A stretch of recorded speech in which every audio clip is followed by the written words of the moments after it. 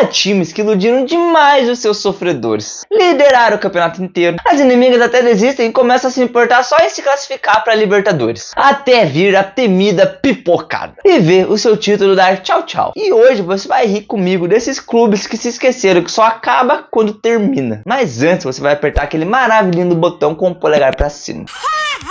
Vamos começar com a única alegria que o Coxa me dá, que é secar o Atlético Paranaense. Antes de ser Atlético, lá em 2004, na segunda edição dos pontos corridos, o Furacão disputou o Brasileirão ponto a ponto com o Santos, que era liderado por aquele que não deve ser nomeado. E o Atlético também tinha um time fortíssimo, Dagoberto Coração Valente e o homem mais azarado que já vestiu a amarelinha. Nos primórdios dos pontos corridos participavam 24 times, resultando em 46 rodadas. Por isso, o Coração Valente tem o recorde de todos os tempos do Campeonato Brasileiro com 34 gols. Durante o campeonato, o Santos e o Atlético ficaram brincando de alternar a liderança. O Peixe/Baleia liderava umas 8 rodadas e o Furacão umas 5, 6. Até que na rodada 40, faltando 6 para acabar o Brasileirão, o Atlético assumiu a liderança. Até que na rodada 45, a 2 rodadas do fim, enfrentou o Vasco, que já estava fazendo o que faz de melhor, lutando para não cair. E o Ventinho perdeu por 1-0. Enquanto isso, o Santos venceu o São Caetano por 0-3 e assumiu a liderança com um pontinho de vantagem. E dependia apenas de si para ser campeão. E o Ventinho teria que vencer na última rodada e torcer pro maldito Vasco, que tinha acabado com o sonho deles, derrotar o Santos. Não aconteceu nenhum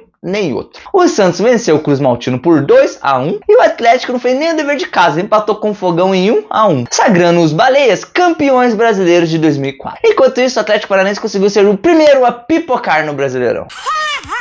Agora vamos rir de um hermanito que no Argentinão palamitou.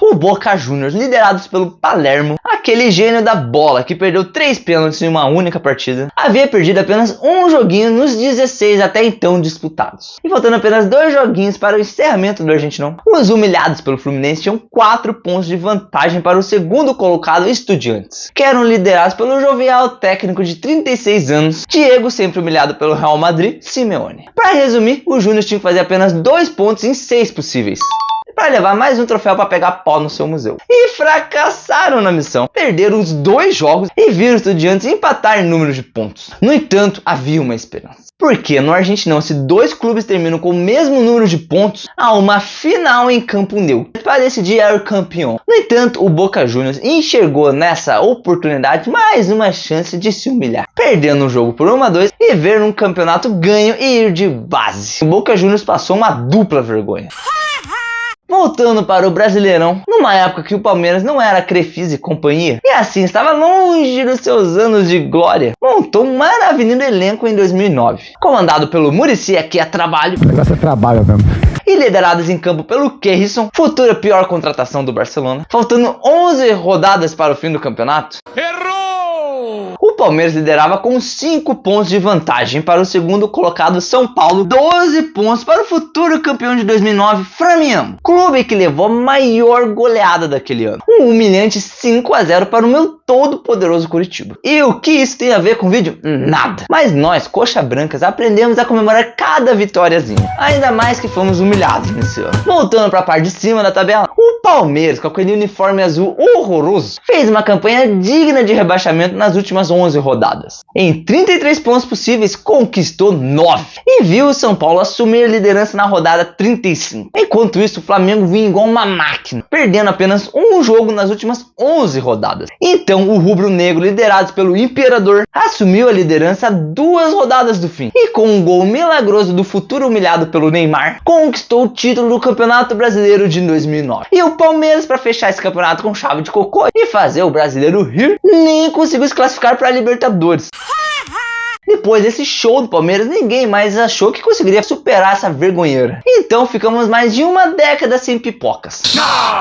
Mas a espera valeu a pena, porque em 2020 ela veio em dose dupla. O São Paulo, comandado pelo Diniz, na época em que a regra número 1 do dinizismo era: vamos começar super bem, humilhando geral e depois sermos humilhados. Tanto que nas primeiras 24 partidas, o São Paulo foi derrotado em apenas 2. E depois de 27 rodadas, havia aberto 7 7 pontos de vantagem para o segundo e o terceiro colocado. Lembrando uma coisa que é muito difícil de esquecer, em 2020 tivemos a Covid. E assim, o Brasileirão iniciou em agosto e terminou em fevereiro. Lá campeonatos gringos. E por isso, houve um recesso para as maravilhosas festas de fim de ano. E quando o campeonato retornou, o torcedor são paulino percebeu que entrava a terceira fase do dinizismo. Já que na 31ª rodada o Internacional foi a São Paulo humilhar o time paulista por 5-1, assumindo a liderança do Brasileirão às 7 rodadas do fim. Um título que não vem desde 1979 e contando. O São Paulo nunca mais teve uma chance dessa de conquistar um campeonato brasileiro. O Internacional, que não tinha nada a ver com isso, que para essa disparada chiquérrima, venceu 9 partidas seguidas, um recorde no campeonato, que não serviu pra nada, porque o Saci Pererê Gaúcho deu umas trupicadas e deixou o Urubu encostar, e quis os deuses do futebol que os dois clubes se enfrentassem a 2 rodadas do fim. Então tivemos uma final nessa edição do Covid, onde o Internacional foi ao Maracanã sofrer seu próprio maracanaço, perdendo por 2-1. Mas os comandados pelo Rogério Ceni eram um time misericordioso, e foi até São Paulo deixar o ex-líder ter um último momento de alegria e vencer por 2-1. Percebe-se que todos os times estavam se esforçando muito para não ganhar o Campeonato Brasileiro. O Flamengo tinha um pontinho de vantagem para o Internacional, que jogava no Beira-Rio contra o Corinthians, que estava só cumprindo tabela. E depois de um pênalti roubado não marcado e um gol anulado,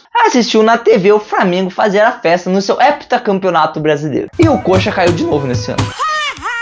Agora o motivo do sorriso de milhares e milhares e milhões de brasileiros. Até os que não gostam de futebol gargalharam. No fechamento do primeiro turno do Brasileirão de 2023, o Botafogo tinha 13 pontos de vantagem para o Flamengo, Palmeiras, Grêmio e 20 pontos para o Atlético MG. Toda essa galera terminou na frente do glorioso pipocador. Existe explicação para tamanha pipocada? Não. Mas tem desculpinhas. As que os torcedores mais gostam é que a arbitragem roubou tanto eles que eles pararam de jogar bola. A arbitragem rouba todos os times, não se sinta especial, Botafogo. Inclusive, contra o meu Coxa, eles beneficiaram vocês. A outra desculpa, essa é bem melhor, é que seu coach Luiz Castro largou o título brasileiro para ir treinar um senhorzinho de 37 anos. Essa, pra mim, é a principal desculpinha, já que o Botafogo nunca mais conseguiu contratar ninguém. Havia técnicos estagiários que ficaram uma semana no comando, técnico que os jogadores cagavam e técnicos que eram os próprios jogadores que comandavam o time na beira do campo. Essa desculpa e outras muitas, como futebolistas achando que já tinham ganho, barracos internos entre a SAF e o clube social, a famosa queda de rendimento e viradas maravilhindas quando vencia por 2-0 ou até mesmo 3-0. Fizeram a vantagem derreter e para piorar ficaram as últimas 11 rodadas do Brasileirão sem vencer. Assim, na 34ª rodada assistiram ao Palmeiras estacionar o seu jatinho na liderança e não sair mais. Para o maior pipocador de todos os tempos, não sobrou nenhuma vaga direta para Libertadores. E o Coxa foi rebaixado de novo. Se inscreve no canal. Tchau!